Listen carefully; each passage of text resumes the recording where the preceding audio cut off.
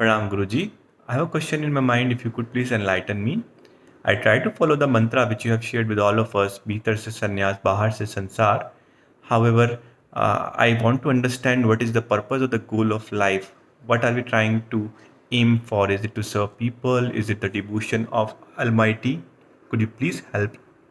Nipun Bansal, very happy to learn that you are practicing the Science Divine Mahamantra, Bhitar se sannyas, Bahar se sansar, which means total renunciation from inside, but living with total involvement with the outside world. Just as the wheels of a car keep moving with high speed, but the inside axle remains static. However, in view of your question, I will like to highlight that life is an end in itself. There is nothing greater than life which you can achieve on this earth. There is nothing which you will like to achieve at the cost of life. Therefore, life remains the ultimate end, not a means to attain something else. Therefore, living this life in totality, living this life wholeheartedly, living this life with total intensity, living this life totally in the present, so that whole life and living itself becomes ecstatic. That is the only purpose of life.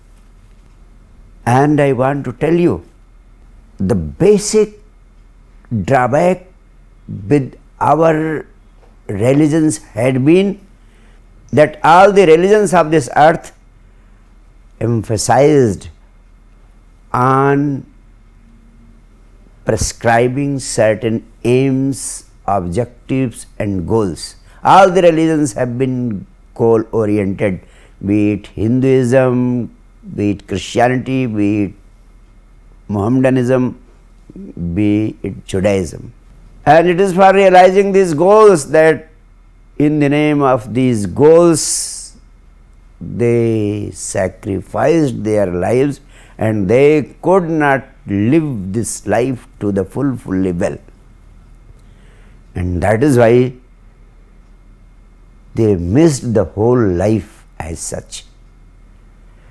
My point is, if you put any future goal in your mind and heart, then you postpone your life for future.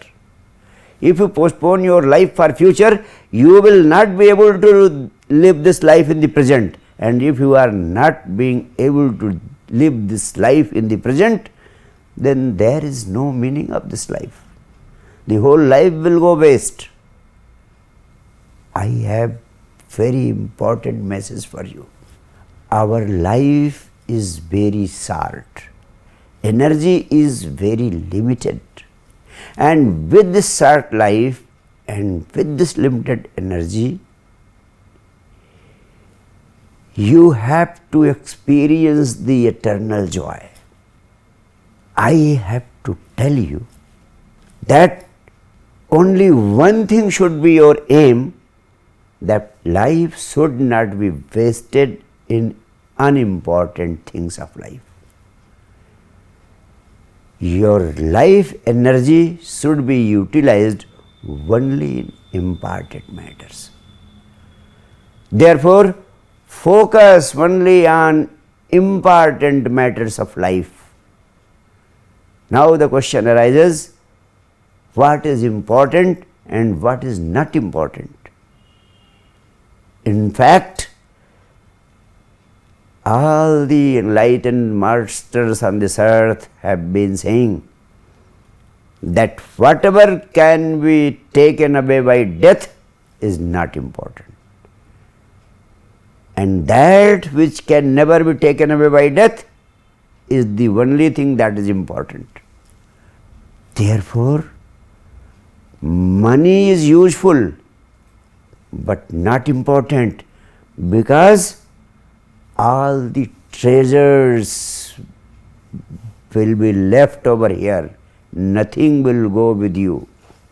So only that much of money is worth trying for, which can be utilized by you in this life. Likewise, power, prestige, respectability, everything will be snatched, taken away by death.